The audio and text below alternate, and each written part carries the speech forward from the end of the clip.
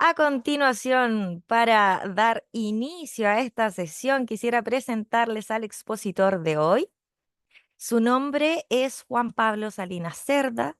Él es psicólogo, máster en investigación en educación, tiene un magíster en liderazgo y gestión educacional, además de ser docente universitario. Le damos entonces el paso a Juan Pablo para que inicie su presentación. Hola, Muchas hola. gracias, Trini. Sí, muchas gracias por el inicio. Oye, ya, escuché que podían al final participar, estaba viendo si tú crees que es posible que entre medio abra el micrófono para una persona, para alguna pregunta o algo así.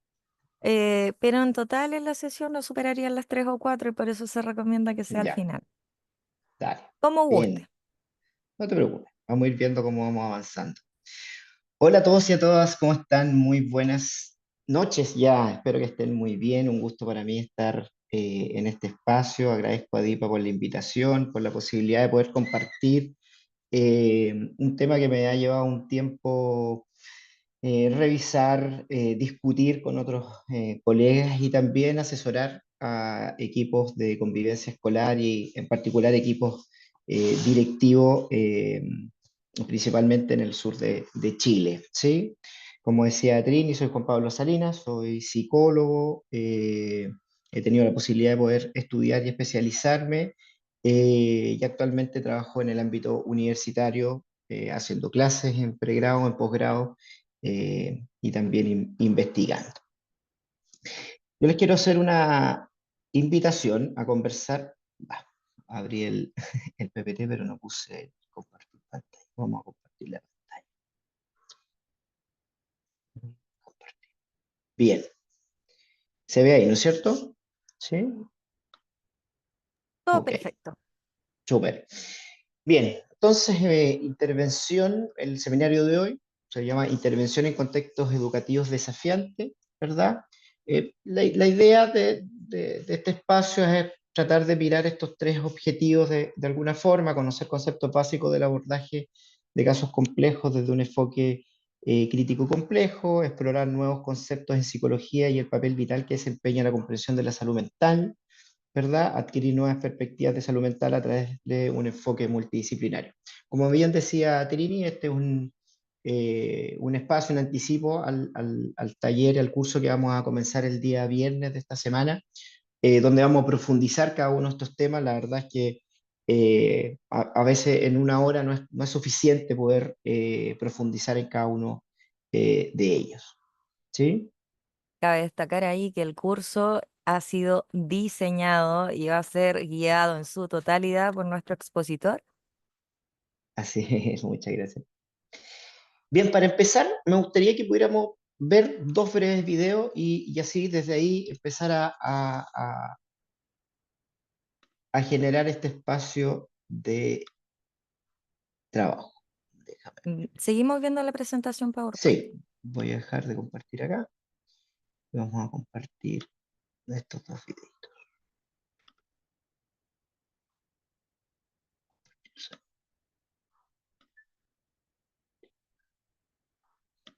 Es la clase de los tontos, colega.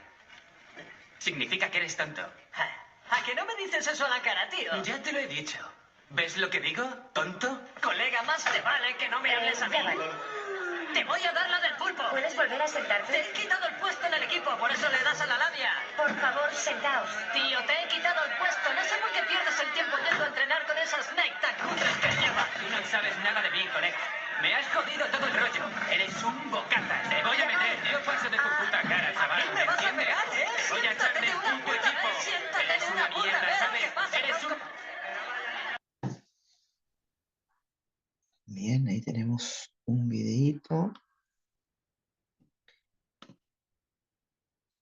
y tu Trini me dice si se ve este otro, ¿no es cierto? Sí, perfecto.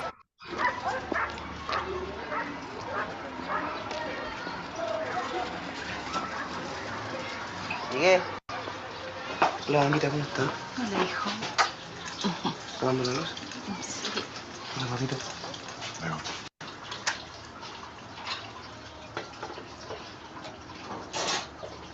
¿Pasó algo?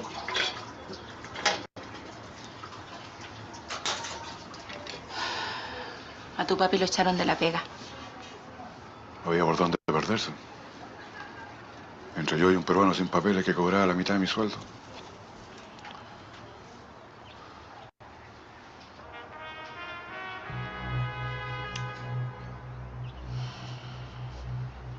Eso no es justo, papá.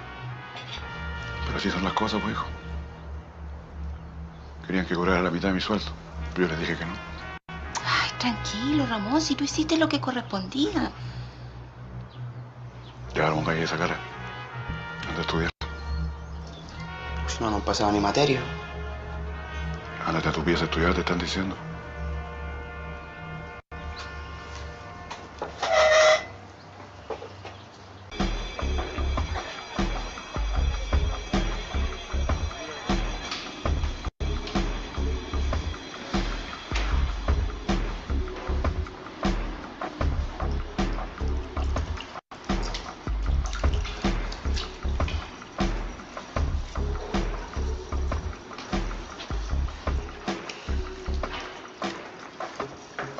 Hay como olor a ajo, ¿no?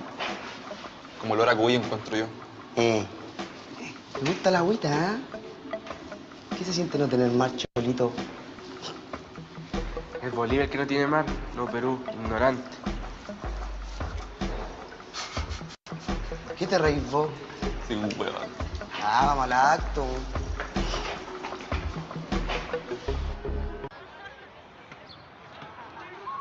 Pero si todos saben que los perros son terribles traficantes. ¿Qué andas hablando, weón? Como si vos nunca hubieras andado moviendo mono. ¿Qué haces con el Víctor? Peruano. ¿Y? Que por la culpa de los peruanos que están aquí en Chile mi papá perdió la pega. Por eso. Soy entero Perkin cerrado. Al final, chileno y peruano somos la misma weá, somos igual de pobres. No, weón, no.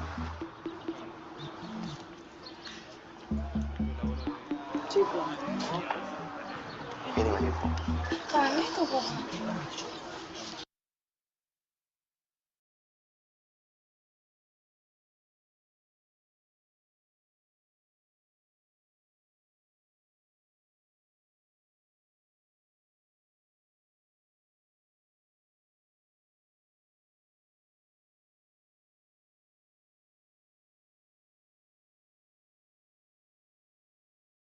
Profe, tiene el micrófono silenciado.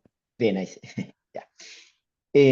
Bueno, ahí vimos dos videos y voy a quedar con una noticia que salió hace un tiempo: nuevo caso de violencia escolar, joven fue hospitalizado tras sufrir golpiza en colegio de Puerto Montt. ¿Sí? Quizás estos tres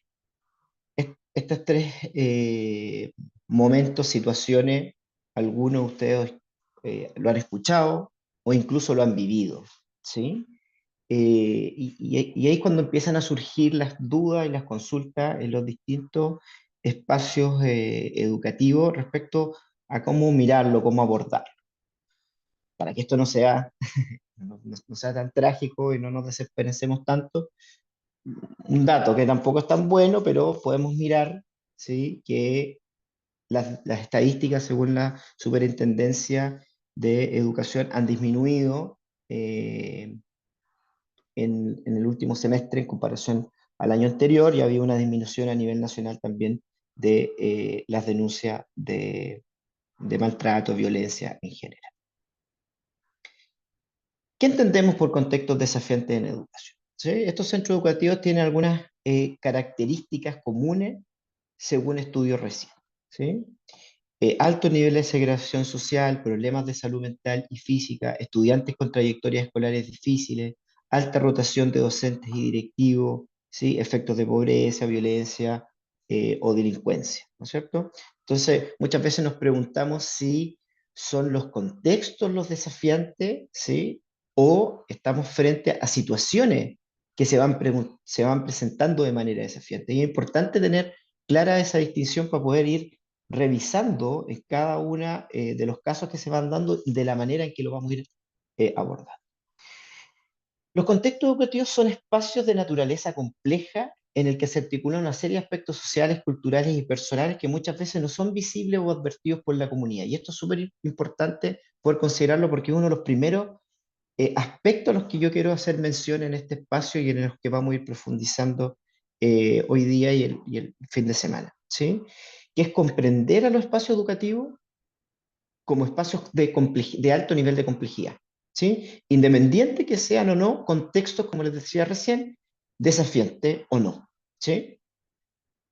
Los espacios educativos son de naturaleza compleja y muchas veces en las propias escuelas, ¿sí? O los colegios, no logramos dimensionar esa complejidad, por lo tanto volvemos de cierta forma invisible una serie de elementos que son fundamentales en el proceso, ¿sí? De gestión de la convivencia educativa o de la gestión del propio centro educativo, ¿sí? Entonces, ahí sí. Los espacios educativos desafiantes, ¿sí? Bueno, y en los espacios educativos desafiantes, entonces, esta complejidad, por supuesto que se agudiza, lo que genera un espacio de alto nivel de incertidumbre institucional y profesional para enfrentar estas situaciones. Si entendemos que los espacios educativos son complejos, en los espacios desafiantes, los contextos desafiantes, eso es aún más profundo, ¿sí? Por eso el concepto de complejidad que tiene el enfoque que les estoy presentando es fundamental que nos sirva para anticiparnos en la comprensión de estos eventos. Identificar esa complejidad es parte de una tarea central, como les decía recién, ¿no es cierto? Muchas veces las escuelas funcionan más bien desde una mirada bidireccional, lineal, a la que algunos autores le han llamado simplicidad o simple, sin considerar los aspectos multidimensionales, sistémicos y complejos de la escuela, en particular de la escuela actual. A eso algunos autores le llaman reduccionismo del abordaje, o sea, reducir las problemáticas a las que nos enfrentamos en los contextos desafiantes y no desafiantes a situaciones muy concretas, ¿sí? Eso es reducir la realidad de la escuela y no logramos verlo desde este enfoque que es complejo, ¿sí? Veamos un caso. Miguel es un estudiante venezolano de séptimo básico que llegó este año al colegio, vive con su madre, su padre y abuela materna en una ampliación de una tía que llegó hace 2 años a Chile. Su rendimiento es bajo y tiene algunas asignaturas que pudieran hacerlo repetir de curso. Tiene pocos amigos y amigas en el curso y en el colegio, es más bien solitario, se frustra fácilmente en clase y se enoja. Si bien no tiene conducta agresiva, se molesta fácilmente y sale de la sala. Durante las últimas semanas no ha querido entrar a clases y se queda en el patio, en la biblioteca, en el casino o definitivamente no asiste al colegio. Entra a algunas clases, pero sale. El jueves no quiso entrar a la clase de educación física, se muestra irritado y triste antes de la clase. El profesor de la asignatura envía el curso al patio para hacer la clase allá y le pide a Miguel que lo acompañe a buscar los implementos. En el camino le pregunta qué pasa, por qué no quiere entrar a clase. No quiero, profe. El José no para de molestar. Le dice cosas a los otros compañeros. Si entro a clase y me dice algo mientras jugamos a la pelota, le voy a pegar. Él tiene amigos afuera que todos sabemos que son malos. No quiero que me pase nada. Además, usted sabe que después el que tiene la culpa voy a ser yo porque vivo en la toma. ¿Sí? Este es un caso que adapté de una situación real que pudimos ver en un colegio acá en Concepción. ¿Cuál es la situación por abordar? El conflicto entre Miguel y José, que Miguel no quiere entrar a clase y su inasistencia, sus habilidades sociales y o relacionales, la adaptación al centro educativo, su condición de migrante, la vulnerabilidad social, la estigmatización por vivir en una toma, el abuso escolar. ¿Cuál es la situación, la problemática que en este caso decidimos abordar?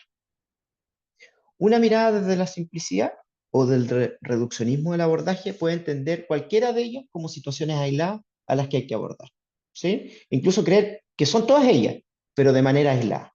Entonces, cuando les planteaba esta mirada del reduccionismo, que es lineal, es tomar alguna de estas ideas problematizarla, ¿sí?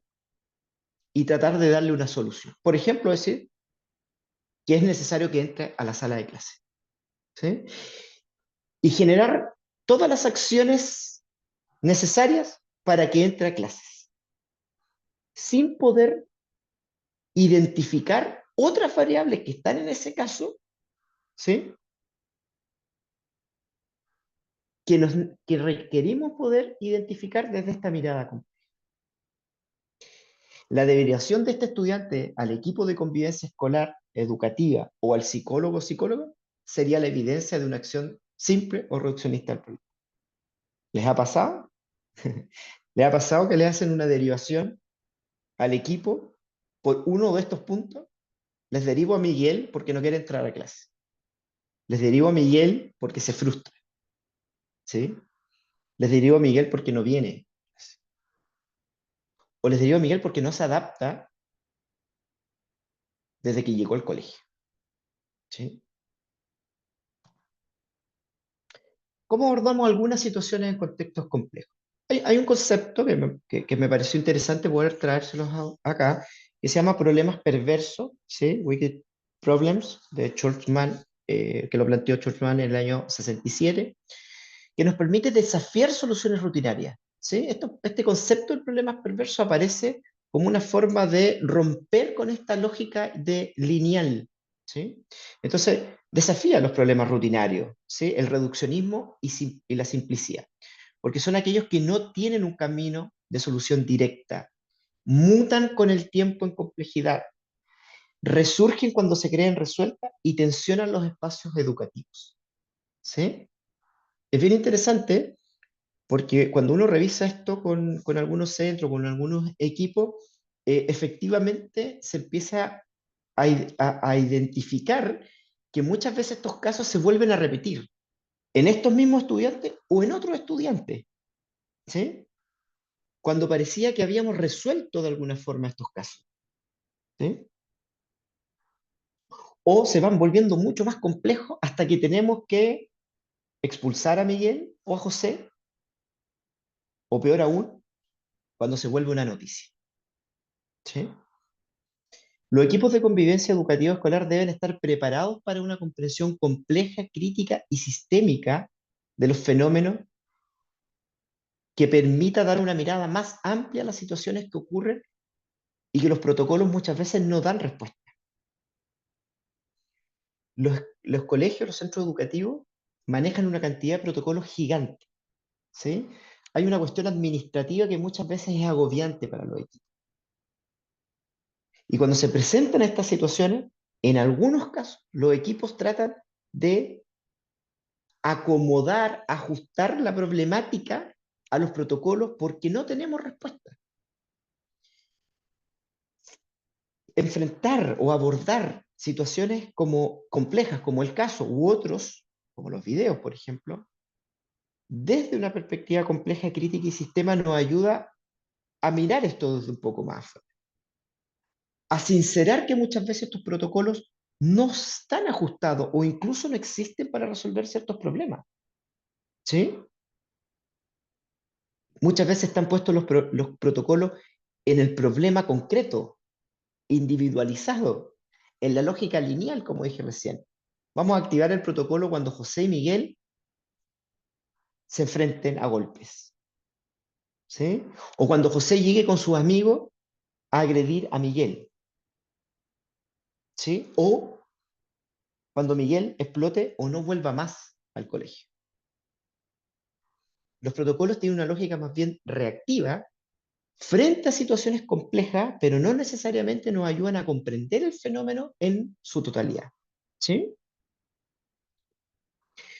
Planteando estas tres características, ¿sí? O estos tres aspectos, compleja, crítica y sistémica, nos ayuda también a ponernos desde una mirada distante del problema para poder analizar. ¿Sí? La percepción de alto nivel de incertidumbre, bajas capacidades de abordaje y apoyo muchas veces, perdón, y apoyo hacen muchas veces que los equipos decidan abordar parcialmente una situación para dar respuesta a las demandas del entorno más que a buscar que la situación pueda abordarse considerando a los propios involucrados, al interés superior de niños, niñas y adolescentes, el derecho a educación o mejorar las condiciones de convivir en un espacio educativo. Situaciones como el caso o como el video y la noticia que les mostré, muchas veces presionan y tensionan a los equipos de convivencia educativa o a los equipos psicosociales o incluso a los equipos directivos a resolver más bien la demanda del entorno, ¿sí? O la demanda del propio grupo. No sé, el grupo de apoderados viene a decir, hagan algo, ¿sí? Los profesores de un curso piden que se haga algo en particular, ¿sí? Pero nos está observando la situación en concreta, entendía la convivencia o el convivir como un espacio formativo, ¿sí? Por lo tanto, nos volvemos a alejar de la problemática, porque nos estamos poniendo más bien en las demandas del entorno y no en las necesidades de mejora. Y por eso muchas veces estos casos recrudecen, se vuelven mucho más complejos o empiezan a aparecer como sintomáticamente en otros lugares, en otros cursos, ¿sí? Los problemas perversos son multicausales, generalmente con alta incidencia por cuestiones externas al centro, son ambiguos, ¿sí? Y requieren de que quienes lo abordan puedan pensar más allá de la realidad actual de sus contextos, incorporando ideas posibles de transformación socioeducativa a largo plazo, ¿sí? Incluso más allá de la complejidad más allá que la complejidad del caso no permita una solución, ¿sí? O abordaje esperado. Puede ser que una situación de alto nivel de complejidad no lo podamos abordar como la comunidad espera que se aborde porque es demasiado complejo. Pero es necesario, ¿sí? Evidenciar esa complejidad para la comunidad, para generar una mirada a largo plazo, para que estos casos no se sigan repitiendo o este mismo caso no se profundice o no se complejice, ¿sí? O sea, es importante hacer ese cambio entendiendo que son multicausales, ¿sí? Eso implica que tengamos una mirada más allá de las acciones que tenemos permanentemente.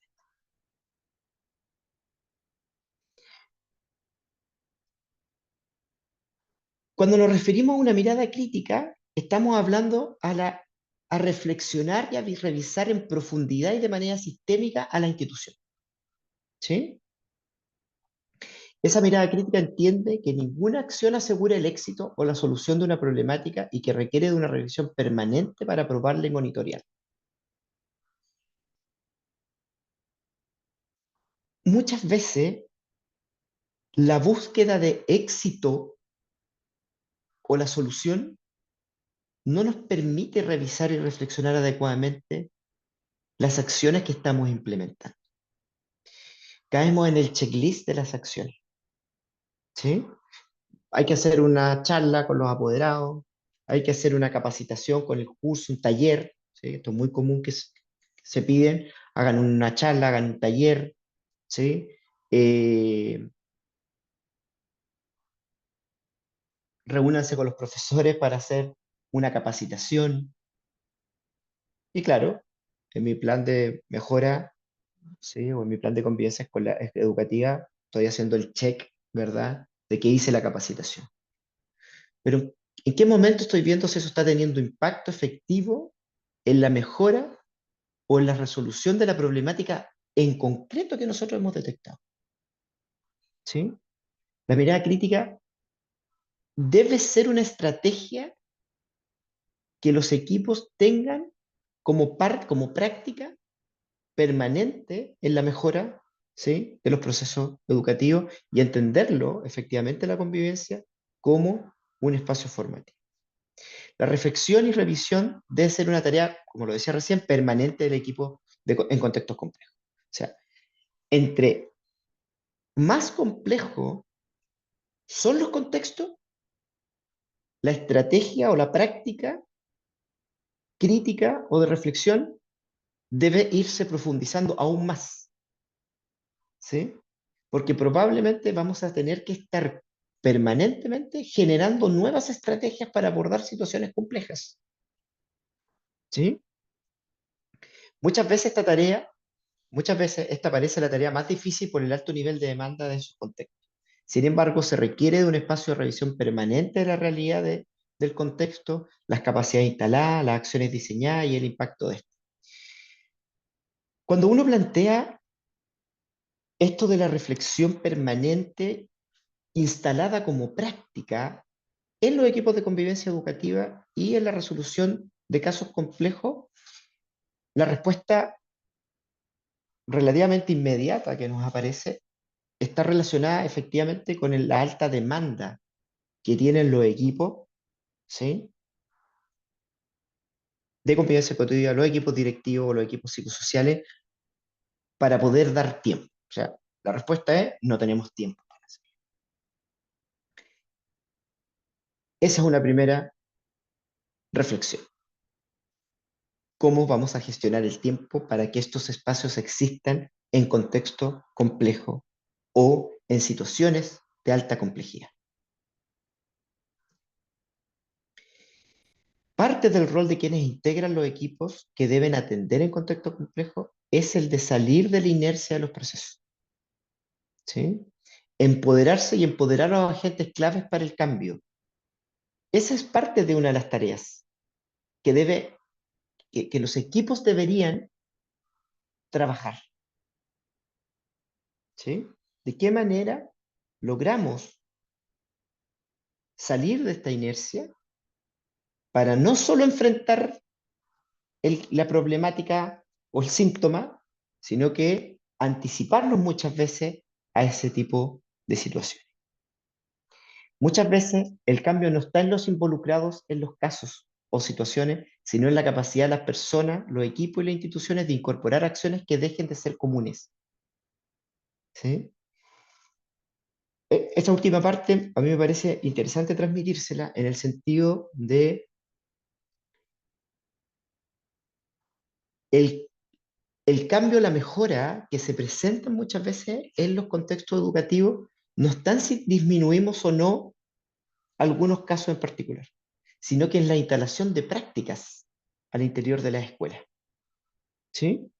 En la medida que las escuelas de manera institucional seamos capaces de ir incorporando estrategias, ¿sí?, de ir incorporando prácticas, se va impactando de mejor y de mayor manera, y de manera sostenible además, en la mejora de la convivencia escolar, ¿sí? Reflexionar de la práctica educativa y del abordaje de situaciones complejas es una acción que mira los procesos desde la resistencia de la reproducción de conductas y procesos, ¿sí?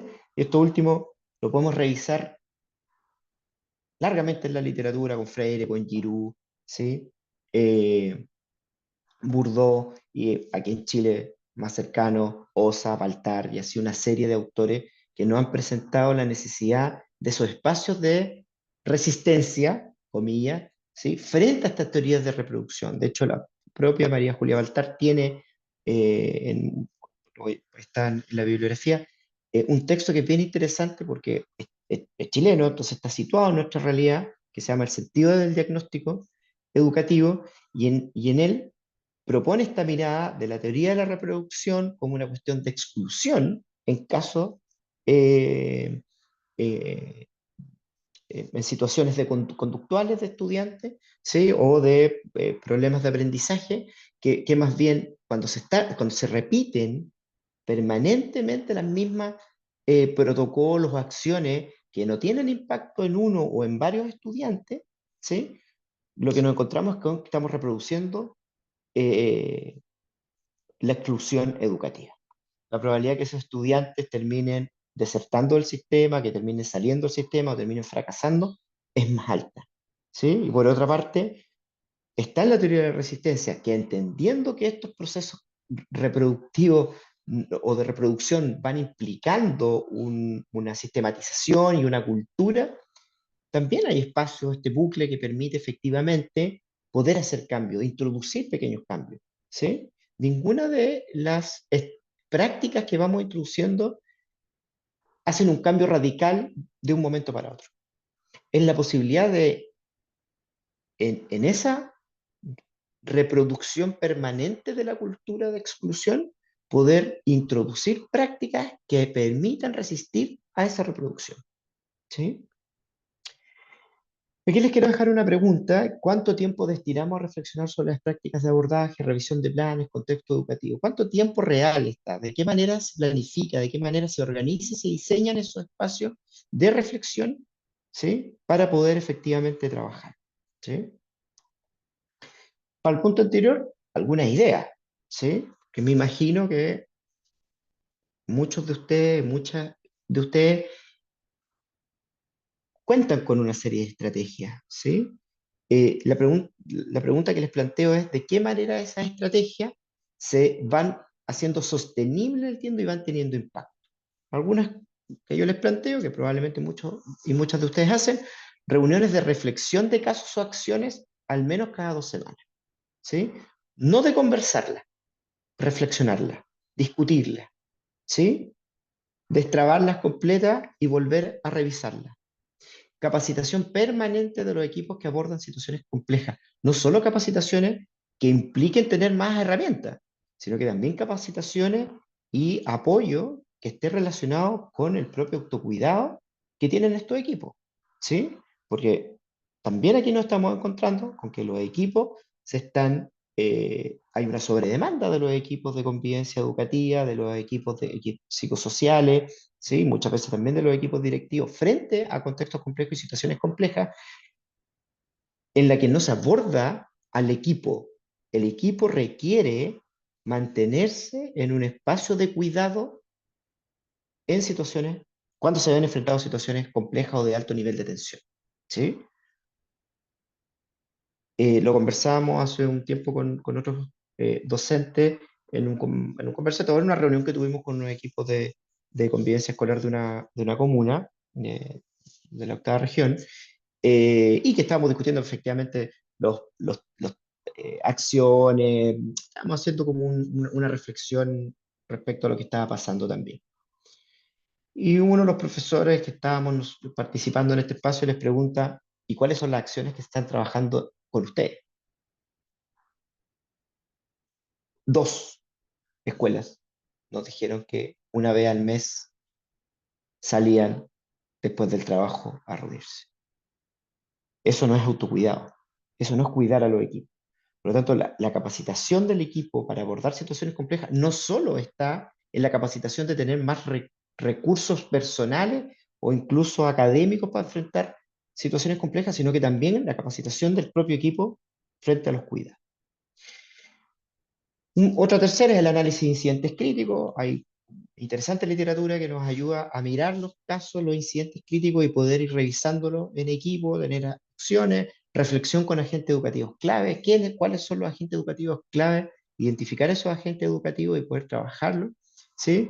Y el análisis de casos a partir de distintos modelos, el multinivel, el tradicional, el psicosocial, ¿sí? O sea, tener el diseño, ¿sí? De una metodología, muchas veces en la escuela en términos de abordaje de situaciones complejas, eh, se carece, ¿sí? Hay ciertas dificultades, digamos, en aspectos metodológicos. ¿Sí?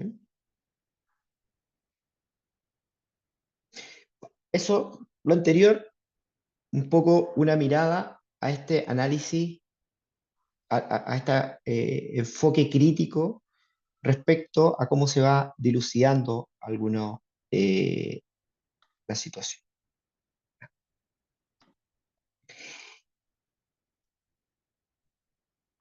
Por otra parte, cuando nos referimos a incorporar una mirada compleja y sistémica a las situaciones que ocurren en el contexto educativo, es una perspectiva más bien de análisis.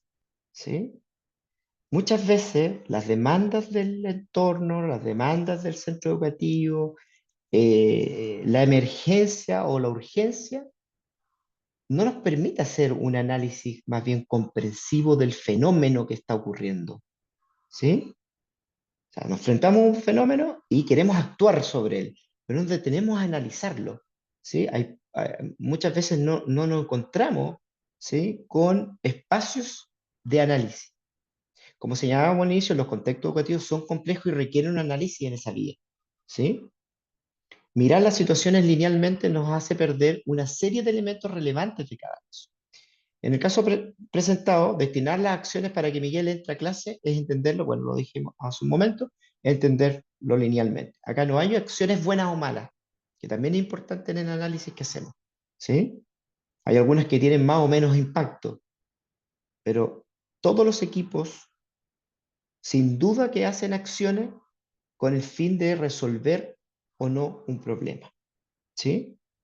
El tema está en la posibilidad de mirar el problema desde una perspectiva más amplia de la que ya se está mirando, ¿sí? Y que nos permita que eso se mantenga en el tiempo, que esas acciones y ese impacto se mantengan en el tiempo, ¿sí? Por supuesto, y esto me parece que es necesario reforzarlo, que hay casos que requieren respuestas y acciones rápidas y reactivas, ¿sí? Por el tipo o la intensidad del problema. Un estudiante con una arma, una situación de conflicto grave, ¿sí? Una situación de violencia grave. Sin duda que hay situaciones que requieren respuestas rápidas y reactivas porque lo ameritan. Pero incluso en esos casos se deben generar acciones de reflexión para prever casos similares. Lo que ha mostrado la literatura en general, en el análisis de estos últimos casos, o en casos de este tipo, es que muchas veces se resuelven por alguna de las vías tradicionales, que están dentro de lo que establecen los marcos eh, normativos, institucionales y del ministerio también, pero como mencionaba, se vuelven a repetir. Y, y las escuelas están en un loop permanente, ¿sí? Resolviendo estos casos. ¿Cómo ese caso nos permite poder mirar? ¿Sí? Miguel está en séptimo básico, ¿no es cierto? Pero ¿qué edad tiene Miguel? ¿Sí? ¿Qué características tienen los y las jóvenes de ese ciclo vital? ¿En qué etapa de alguna teoría del desarrollo se encuentra Miguel y su curso?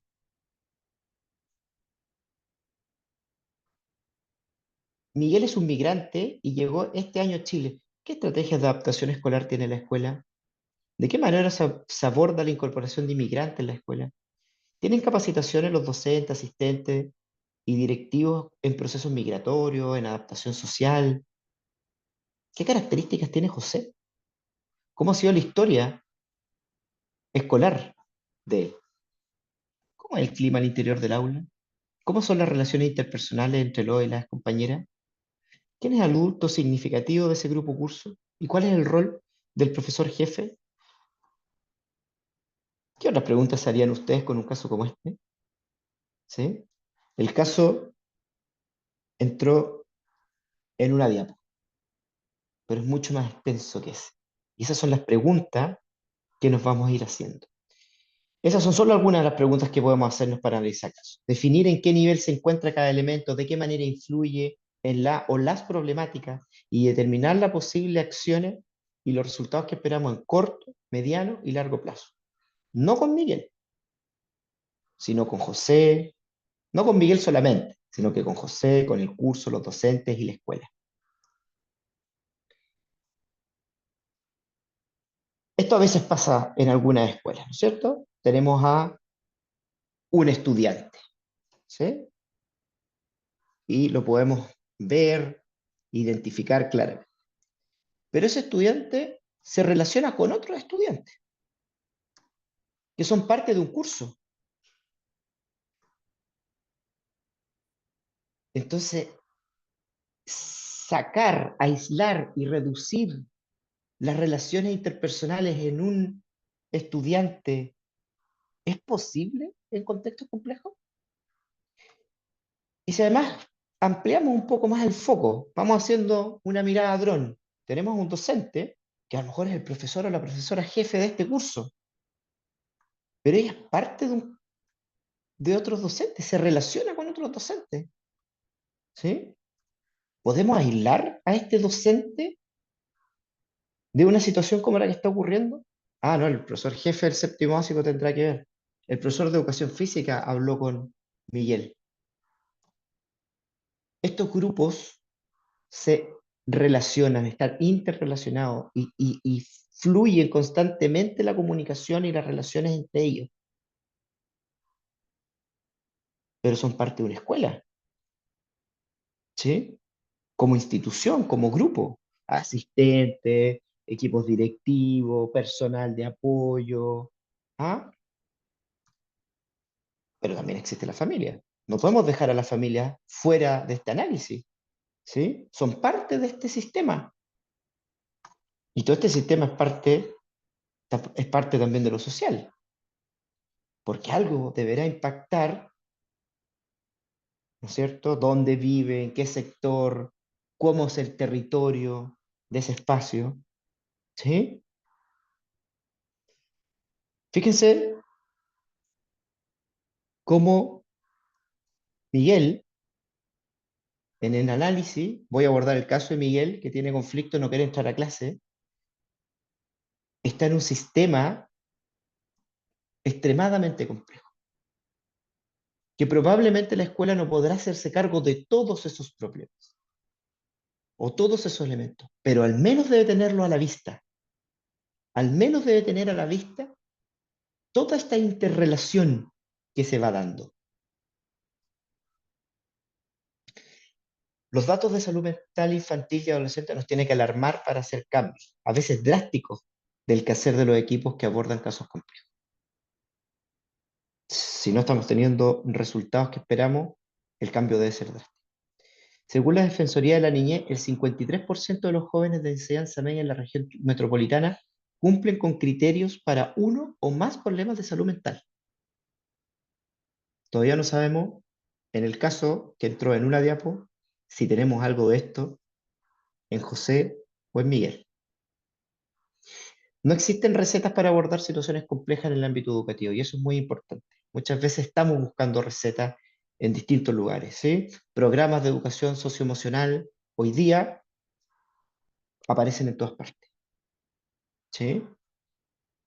Y muchas veces buscamos esa receta para poder dar respuesta, pero se requiere un trabajo que es más amplio, que nos haga comprender desde otra perspectiva la realidad en la que nos estamos desenvolviendo, ¿sí? Considerar que este trabajo no es en solitario, ni de un pequeño grupo al interior de la escuela, sino que tiene que avanzar hacia uno institucional.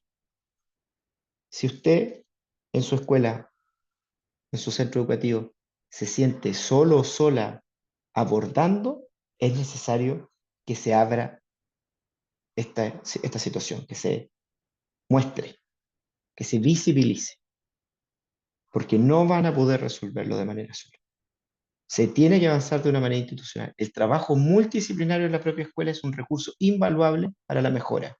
Algo tiene que decir el profesor desde su expertise, algo tiene que decir el psicólogo, la trabajadora social o el trabajador social, el terapeuta ocupacional, el director, la jefa UTP, ¿sí? El trabajo debe ser multidisciplinario al interior de la escuela y si no, debemos buscar apoyo externo.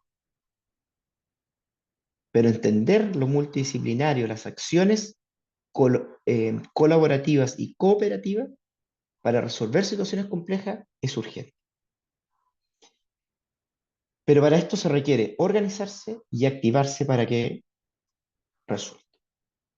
Algunos de los textos que les presenté hoy día, repensando la psicología educacional en Chile, el sentido del diagnóstico escolar, la sociología de la educación, el amigo crítico, pedagogía del oprimido, Leiden School Turnaround, el rol del psicólogo educacional y liderazgo en escuelas de alta complejidad sociocultural. Muchas gracias.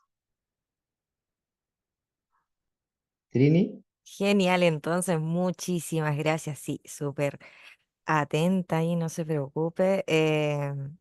Muy interesante la temática, súper bienvenida a la reflexión. Así que pasamos a la sección de preguntas. Vamos con Valesca Contreras, te escuchamos. Hola a todos, buenas noches. Hola Trini, un gusto Hola. estar con Hola, profe.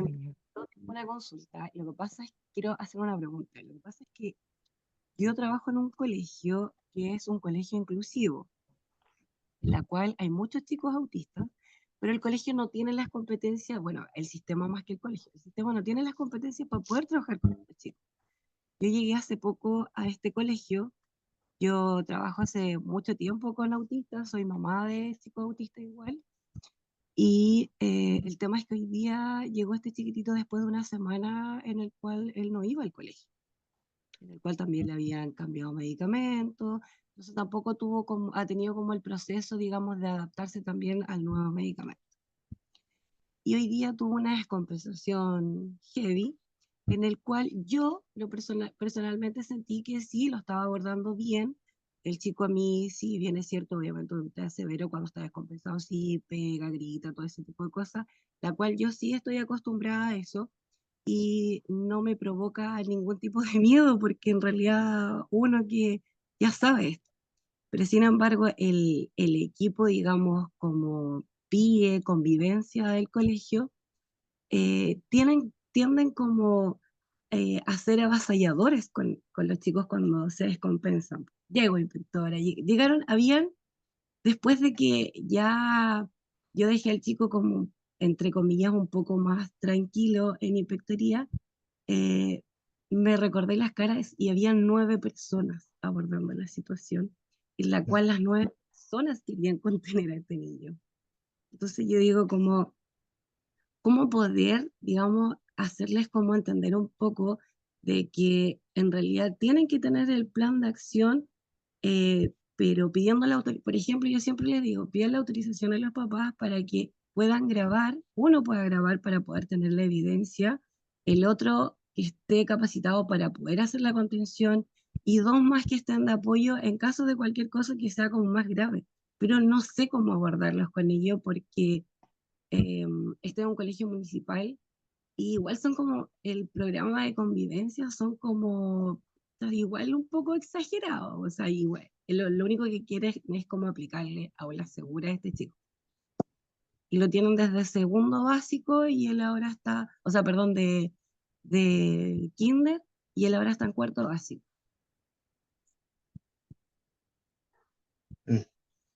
¿Cuál es tu pregunta en concreto? Me parece que es Eso, súper interesante el caso. ¿cómo poder hacer como entender un poco al programa, digamos, tanto convivencia como PIE, de que la situación no la pueden abordar de una forma tan avasalladora con el chico, porque igual se violenta, digamos, tanto al niño y ellos son violentados por el niño? Así es. Y bueno, la sobreintervención se ha demostrado que no es la vía para poder efectivamente ayudar en casos de alta complejidad, ¿sí? Pero ahí tú mencionas algo que es bien importante en el sentido de un poco lo que yo traté de transmitirle, ¿sí? Por supuesto que yo lo traté de transmitir y estaba leyendo algunos de los comentarios, no tiene por fin decir que así hay que hacerlo y muchas de las cosas que dijeron, que escribieron ahí me parecen que son pertinentes, pero fíjate que ahí está la distinción en que cuando tú dices, qué puedes hacer tú? Es que hay que ir a revisar qué está haciendo la escuela. Las prácticas de la escuela son aquellas que hay que revisar, porque en la medida que siga, porque si tú intervienes, vas a ser otro más interviniendo ese caso. ¿De qué manera la escuela es capaz de revisar esos procesos? Alguien tiene que generar ese cambio, ¿sí?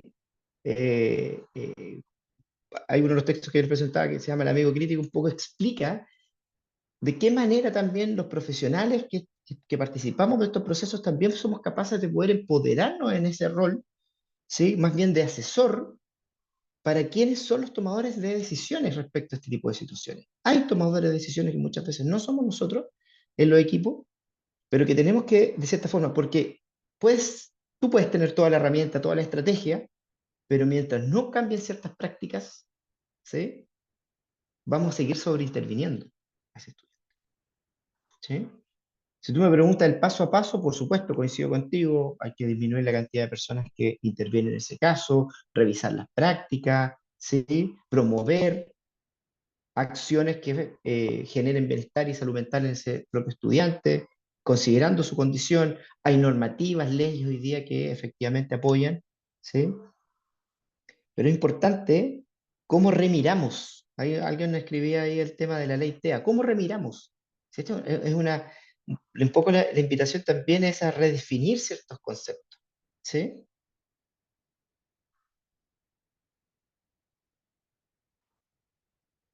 No sé si hay alguna otra pregunta.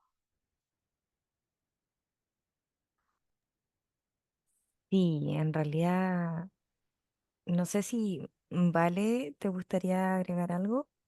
O hacer otra pregunta. Sí, o sea, yo primero que todo así como agradecer completamente porque siento que sí estoy teniendo la razón, por eso cada día me capacito más en Adipa. Y lo otro, profe, que me gustaría como igual, porque yo con esto estoy como justificando si es que tengo o no tengo razón. Qué tan equivocada no estoy, la verdad? Hoy día me ha servido este como para ver qué tan equivocada no estoy. Eh, Aprovechando, claramente, como había un comentario que decía, no, no se puede grabar, sí, efectivamente, yo lo tengo súper claro, pero los colegios tienen cámaras también. Entonces, ¿cómo me sugeriría usted como para poder, porque yo mañana, a mí me gustaría hablar con la encargada del PIE para poder, digamos, que no suene como tan tampoco invasivo desde mi parte, ni tampoco como crítica desde mi parte, que hayan tantas personas. Súper. Y ahí vamos a necesitar un curso aparte de ADIPA para que nos invite.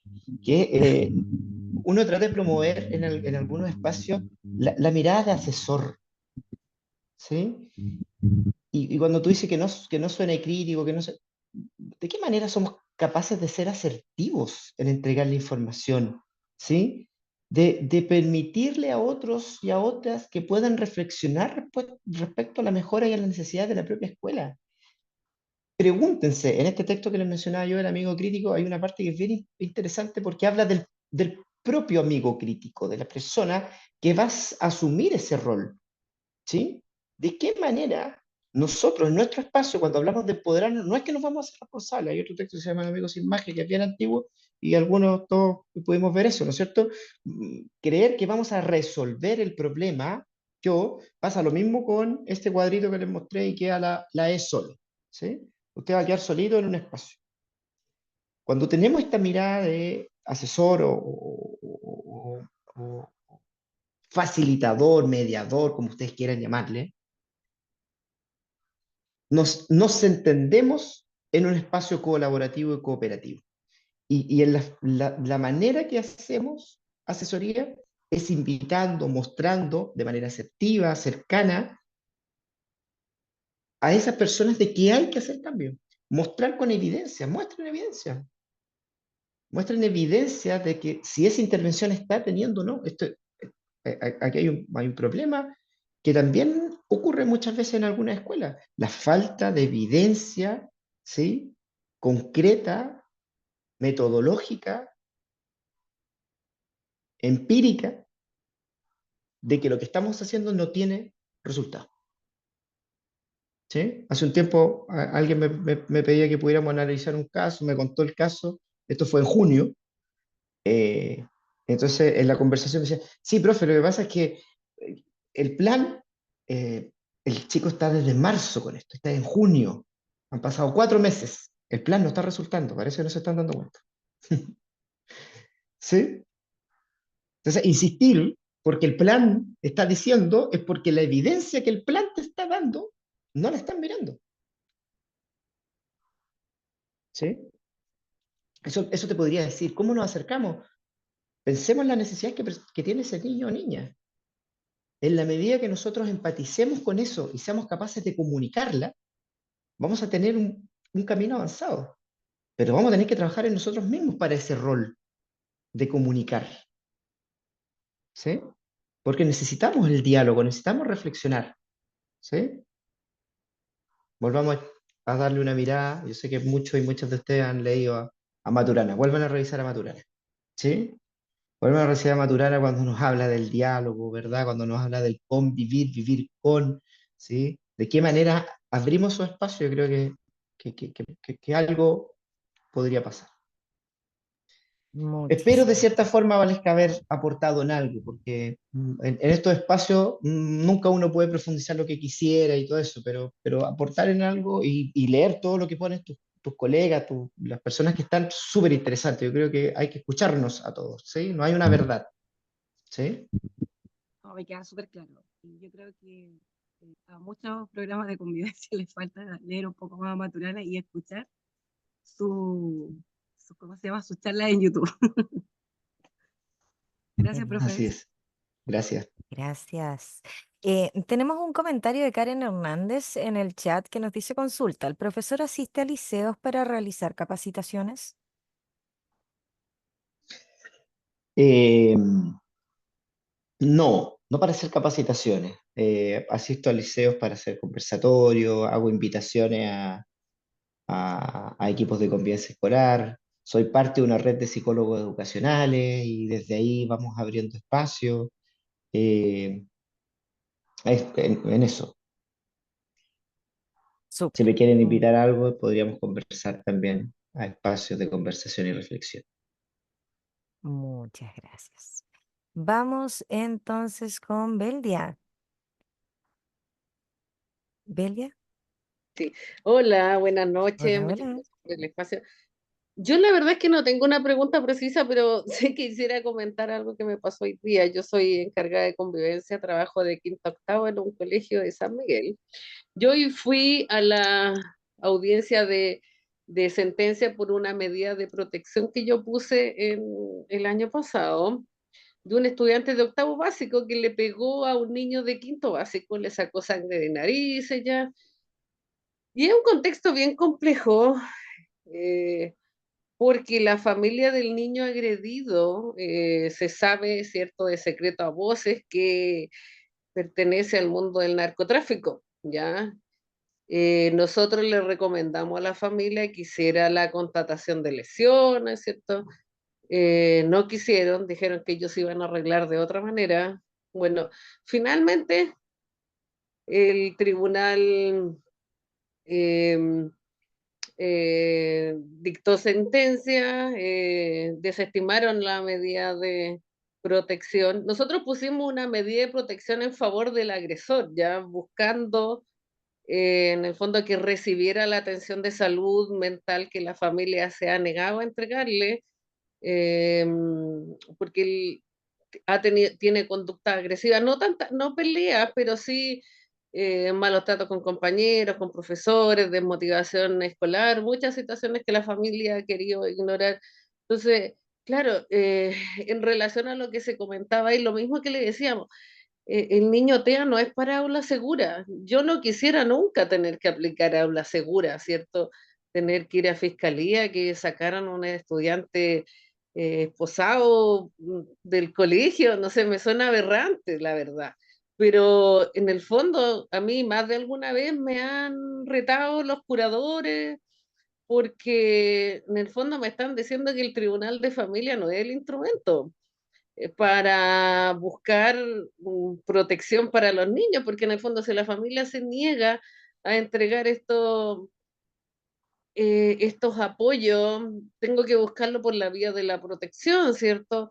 A su vez los programas de cierto ambulatorio nos dicen que necesitan las medidas coercitivas del Tribunal de Familia, porque si sin estas medidas la familia no adhiere y no pasa nada. Entonces, es súper complejo pensar que de ahora en adelante la única opción que tengo eh, porque me pasó también conversando con otros colegas del rubro, me decían, la única medida que yo tengo con un niño que agrede o trafica es pedirle a la otra familia que ponga una orden de protección, ¿cierto? Y pida como medida cautelar una orden de alejamiento. Entonces, es complejo finalmente que el sistema no permite la prevención, porque nosotros estamos trabajando desde los factores de riesgo, ¿cierto? Pero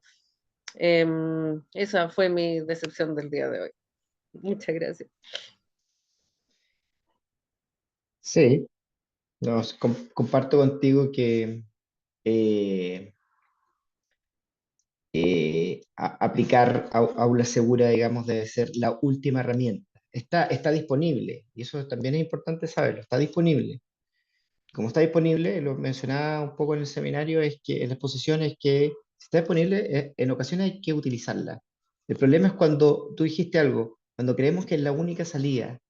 Si una escuela, si una escuela cree que esa, o es la única acción que te dijo, creo, un colega, ahí aparece esta parte como crítica, como revisemos, porque si creemos que es la única, es porque algo está pasando, algo está ocurriendo a nivel institucional y también como equipo, digamos, ¿sí? Porque los equipos también en la frustración, en la desesperanza, también pierden el espacio. Por eso la segunda era capacítense no solo en esta capacitación de tener recursos, capacítense en la medida que puedan mirar esto desde otro lugar, escuchar otras voces, ver, insisto, yo estoy mirando aquí y aparecen muchas personas indicando algunas cosas que a lo mejor ayudarían a mirar esos espacios. Y no solo con lo que tú planteas, Belia, sino que en general, cuando uno acompaña colegios de alta complejidad o con situaciones de alta complejidad, la desesperanza muchas veces inunda la posibilidad de mirar, ¿sí?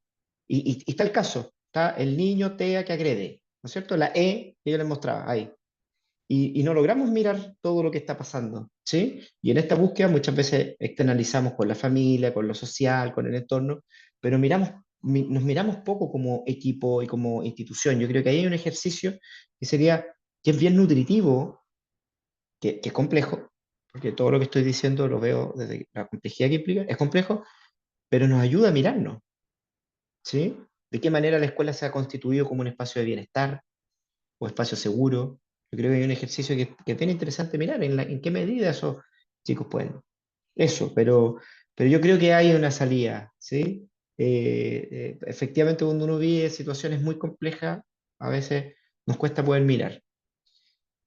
Eso, muchas gracias. No sé si hay Seguimos con uno más, no sé cómo Gonzo estamos con los y tiempos. Ah, sí, nos va quedando una última manito. No sé, Gonzalo, si estás por ahí.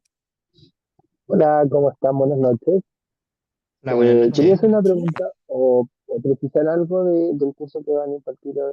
Si hay alguna literatura, hay alguna información sobre situaciones complejas en ambiente universitario, pensándolo más bien como en institutos profesionales, centros de formación técnica, que estamos hablando como de la convivencia de adultos. Lo que he visto en información, lo que han planteado el seminario, eh, es como que se enfoca bastante a lo relacionado con primer ciclo básico, segundo ciclo básico y como educación media. Pero en contextos universitarios, en contextos de educación superior, ¿van a abordar esto o queda como más Eh, orientado a lo sí, quizás? súper buena Gracias. pregunta. Súper buena pregunta. Está pensado y focalizado más bien en el ámbito escolar básico media, ¿sí? Apoyar a esos equipos, ¿no? No hemos profundizado en la mirada de las relaciones entre adultos, eh, pero quizás sería interesante poder mirar algunas cosas desde ahí. La verdad no lo tengo preparado con material para relaciones entre adultos, pero quizás sería interesante discutirlo en algún momento. Veamos, no me podría comprometer, pero sería interesante poder revisar de aquí al viernes algún material para poder compartirlo. Súper. Esperemos entonces que podamos tener nuevas instancias de comunicación. No sé si podemos encontrar tal vez sus datos o lo encontramos de lleno en el curso.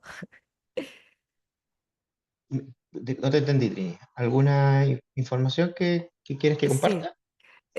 sí, tal vez algún dato de contacto para que, por ejemplo, en este caso pudiera haber algún tipo de comunicación o Voy a dejar mi correo mm, electrónico.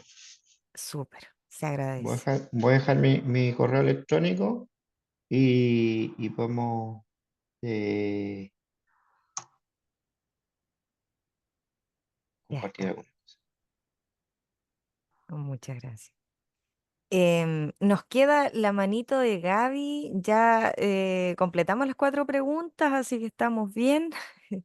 pero no sé si le podemos conceder a ella, como es la última Sí, sí, monitoreada. sí. Dale, la última pregunta. Ya, Gaby, te escuchamos, cortito. Vamos. Hola. Hola. Bueno, en primera instancia agradecer este momento, me sirvió demasiado. Bueno, yo soy de profesión psicopedagoga, trabajo en un programa de protección de derechos y es muy complejo, ha sido muy complejo porque finalmente debemos trabajar de manera colaborativa también con las entidades educativas. Y yo la verdad me he encontrado eh, que la mayoría de las entidades educativas o de los equipos de convivencia escolar son más castigadores que, eh, que, que como profesionales que podrían, por ejemplo, intervenir para generar algún impacto. Porque me pasa que, por ejemplo, no sé, pues cometen algo, transgreden el manual de convivencia escolar y mis usuarios están todos fuera del sistema escolar. Porque al fin y al cabo es una batalla. Entonces, me sirvió bastante para también poder eh, llegar de una manera más asertiva a ellos e invitarlos a trabajar de una manera multidisciplinaria, ¿cierto? Desde distintos enfoques, porque la idea es que los niños se mantengan escolarizados. Entonces, la colega que habló, por ejemplo, de los niños TEA, me pareció bastante interesante porque es algo que a mí también me pasa. No sé cómo poder transmitir el mensaje para que no suene como que estoy criticando o desmereciendo el trabajo del otro. Porque a veces se toma así, cuando uno, por ejemplo, solicita trabajar de manera colaborativa, que comprendan el contexto también de dónde vienen los niños, para mantenerlos en el sistema escolar, muchas veces más que el trabajo colaborativo es como una batalla. Y es súper agotador también porque uno lucha para garantizar el derecho a la educación.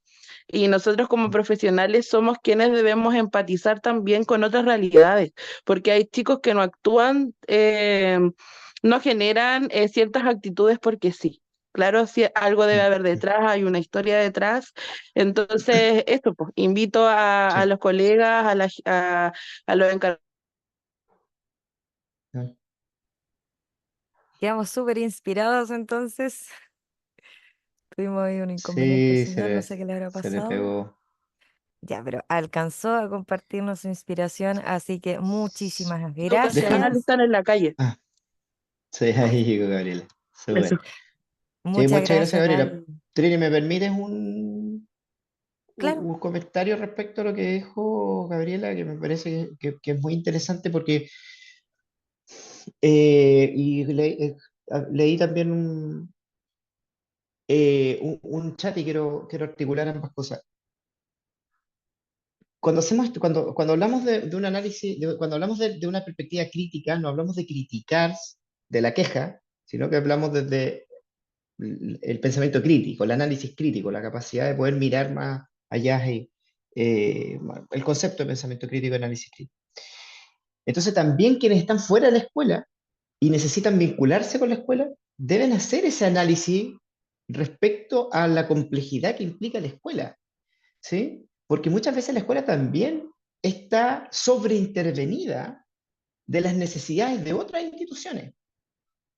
Uno va y conversa con los equipos, bueno, cuando estuve en la escuela me pasaba y lo sigo viendo hoy día cuando voy a acompañar a escuela, me llaman de la oficina de protección, me llaman de aquí, me llaman de esto, entonces, y todos quieren hacer actividad en el colegio, entonces voy a hacer una clase, me tocan la puerta porque viene no sé quién con el data, con no sé qué cosa, y finalmente las escuelas también hay que comprenderlas en esa complejidad.